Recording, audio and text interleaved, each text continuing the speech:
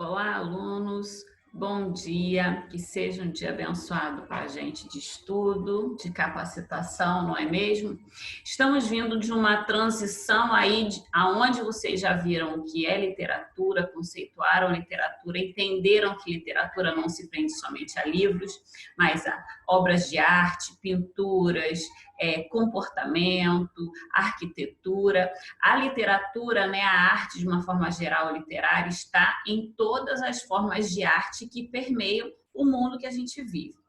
Então, a gente vai entrar no Renascimento, propriamente dito, que é a porta de entrada para toda essa gama de conhecimento literário que a gente tem a partir de agora, porque vocês já estão inseridos nesse mundo literário, já tem uma noção de perspectiva em cima disso, que a gente vai ver um pouquinho mais na frente também. Tá? Porque até na pintura eles usaram essa perspectiva para que a gente pudesse entender a profundidade do desenho que eles queriam mostrar para a gente. Então, a partir de agora, as portas se abrem para vocês, para o mundo do Renascimento, e vamos à formação da mentalidade moderna. Tá? Esse é um quadro de Carlos Pinheiro, de 2012, uma reprodução aí.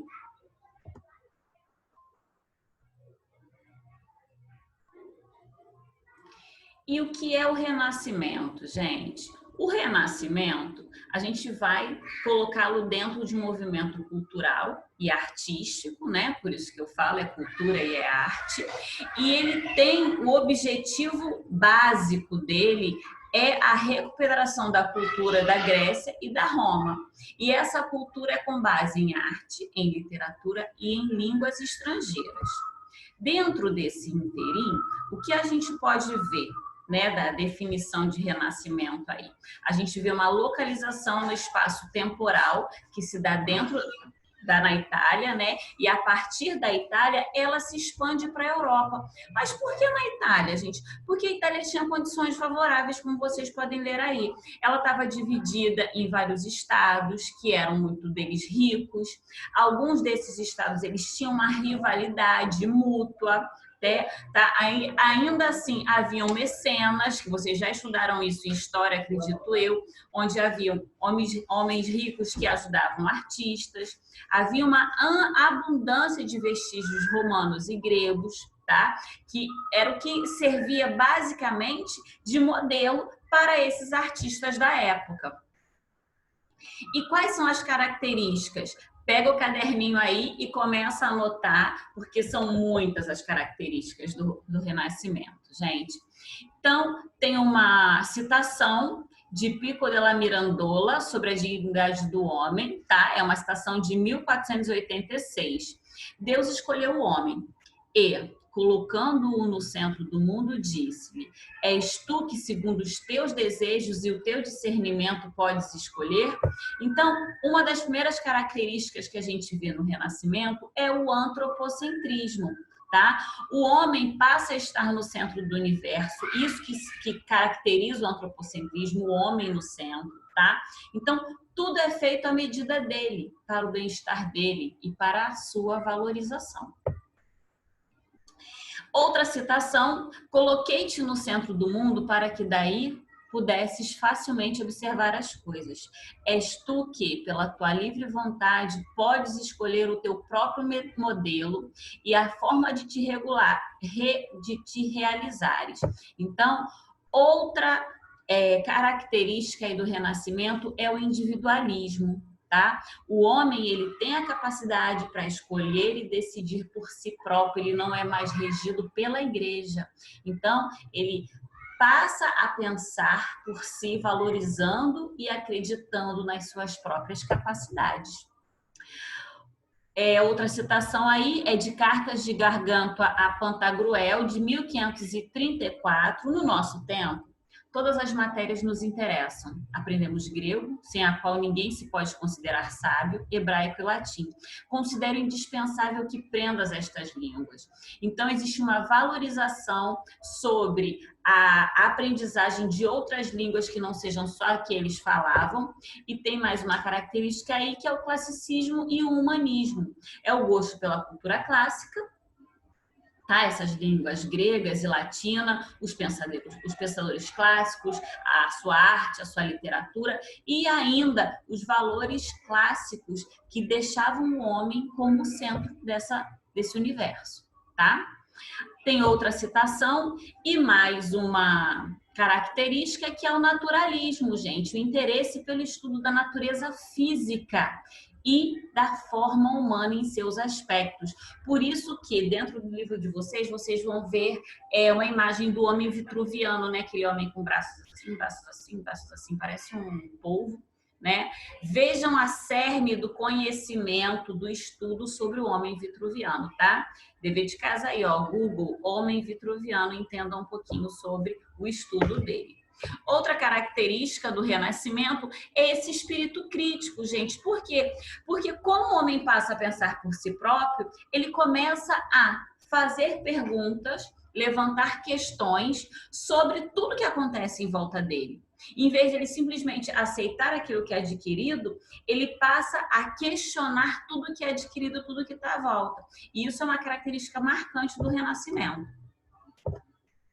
O experiencialismo e a curiosidade científica. Nunca, em nenhuma época como o Renascimento, foi tão grande essa vontade de experimentar, de saber o que estava acontecendo e por que as coisas aconteciam. Essa necessidade de comprovar o que se era visto, o que se era observado.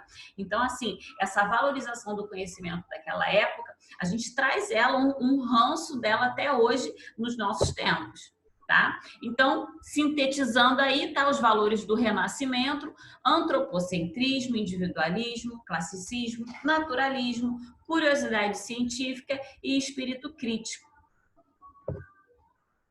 Lembrando que um salto de desenvolvimento, de modernidade se deu com a difusão, né, o invento do Gutenberg e aí a imprensa. Então, é assim, ela foi um progresso nas formas de divulgar o que havia sendo, que vinha acontecendo, porque por ela permitir a publicação de várias cópias do que estava sendo feito, viabilizou o conhecimento para uma gama de pessoas, né, um público muito maior do que o que antes era visto. O desenvolvimento das ciências que a gente vê nessa época se dá dentro da anatomia, astronomia, cartografia, botânica. Cartografia é o estudo dos mapas, tá, gente? Botânica, zoologia, geografia e farmacopeia. Então, a gente tem uma produção cultural humanista, de acordo com Nicolau Copérnico, tá? Que defendeu o heliocentrismo, tá? Segundo o que ele fala, que o centro do universo seria o Sol. Pico della Mirandola, que ele fez um livro falando sobre a dignidade do homem, é um livro antiguíssimo, mas existe hoje, até hoje, né? André Versalho, que praticou a dissecação dos cadáveres para a gente ter conhecimento de anatomia, e isso é usado na ciência hoje, na medicina. E um tratado político com o Príncipe, que é uma true history, né? Uma história verídica que foi escrita por Maquiavel, que foi intitulada O Príncipe. E ainda países como a França, Países Baixos, Inglaterra, Espanha, Portugal, tá? Dentro das suas áreas, com as suas respectivas obras, tá? A arte renascentista, a gente tem dois grandes centros de renascentismo dentro da Itália, que é Florença e Roma, tá? Florença, sob o mecenato dos Médicis, e Roma, sob o mecenato dos papas. Na arquitetura, a principal arquiteto foi Brunelleschi, tá? A inspiração dele era na arquitetura clássica, no classicismo, e os edifícios que eram construídos na época por ele eram igrejas, palácios, bibliotecas, hospitais, arcadas e fontes. Então, assim, essas características da arquitetura para o classicismo, renascimento que a gente fala, é a horizontalidade, tá? Essa definição pelos frisos, as cornichas, as balaustradas. Você vê que existe uma forma de construção diferente da que a gente vê evidenciada hoje. E a simetria, que é esse equilíbrio das proporções com a harmonia. Então, eles fazem toda uma técnica aí de colunas, arcos, abóbada, as cúpulas, os establamentos, as plantas basílicas das igrejas. É tudo muito minucioso para que esses elementos arquitetônicos que são retomados nessa época, eles não se modifiquem, tá?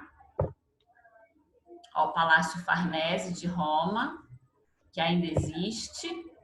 E as principais inovações na pintura a óleo, tá? Com temas não religiosos, sob perspectiva, e o esfumato, que hoje a gente entende que é o esfumado que eles fazem, tá? Vão ser explicadas cada uma delas para vocês aí. Então, a pintura a óleo, que foi atribuída a Van Eyck, que é Flandres, pigmento em pó, mais óleo de linhaça. E isso é muito bom, gente, porque assim, ele torna o desenho quase que uma fotografia para a gente, além de dar uma maior durabilidade à tela. Então, essa foi uma das principais inovações na arte. Parece realmente uma fotografia e não uma pintura. A lei da perspectiva na pintura, onde a gente pode ver que existe uma profundidade no quadro, né? A gente vê a imagem na frente e vê uma profundidade nos prédios um pouco mais atrás, tá? Olha só como é que eles fazem a perspectiva aí, a criação. Eles criam essa ilusão para os nossos olhos, tá? E a técnica do esfumato, tá? Que foi utilizada por Leonardo da Vinci, porque ele suaviza os contornos nas cores, entre a transição das cores, né? A passagem das cores escura e clara, onde a gente vê a Mona Lisa, que ninguém sabe se ela está rindo, se ela está com cara de deboche. O que será que a Mona Lisa pensa? Tá? E existem essas mesmas características que são reveladas lá em literatura, a gente pode também colocá-las dentro da pintura. No naturalismo, no racionalismo, no equilíbrio, na aplicação da lei da perspectiva e nos elementos arquitetônicos. Colocamos aí, né, sobre o nome dos mestres da pintura e da escultura naquela época: Miguel Ângelo, Rafael, Sandro Botticelli, Leonardo da Vinci, Van Eyck. Mais alguns quadros. São pinturas, não são fotos, não são fotografias. Tudo é pintura. A Última Ceia, de Leonardo da Vinci. A Virgem com o Menino em Santa Ana.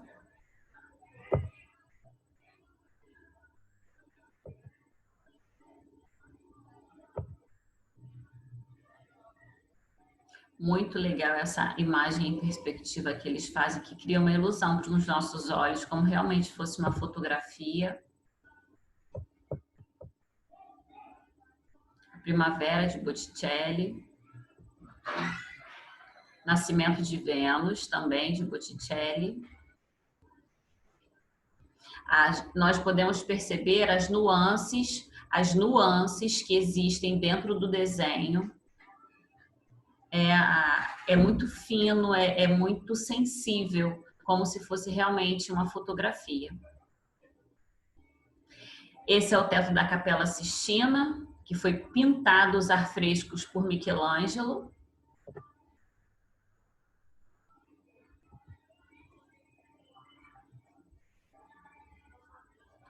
Mais uma imagem aí no teto da Capela Sistina, tá? Que é a criação de Adão. Nas esculturas, gente, existe uma característica muito forte que a gente fala que é sobre o realismo, tá? Eles fazem esculturas maiores, tá? Elas são maiores do que o tamanho real, mas assim, as perfeições com que eles tentam denotar o corpo humano dentro dessas esculturas, tá? É justamente o que revela pra gente esse conhecimento minucioso que eles têm de anatomia. Além do dinamismo, tá? Que a gente vê como se fosse uma sensação de movimento das estátuas, e a expressividade, porque eles tentam, dentro da expressão facial ou até mesmo dos gestos corporais, transmitir essas emoções, como angústia, tristeza, tranquilidade de cada uma dessas peças, tá? Como vocês podem verificar aí. Aí é o Davi de Michelangelo, que está no museu em Roma. Ele é maior, tá, gente? Ele é muito maior que o tamanho normal. A gente vê a expressão, o olhar.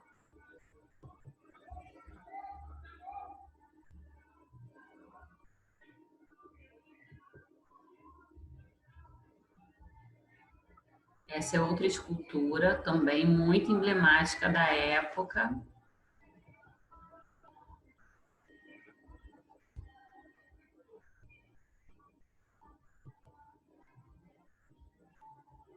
A minúcia dos detalhes das costelas proeminentes, é muito legal, muito bacana.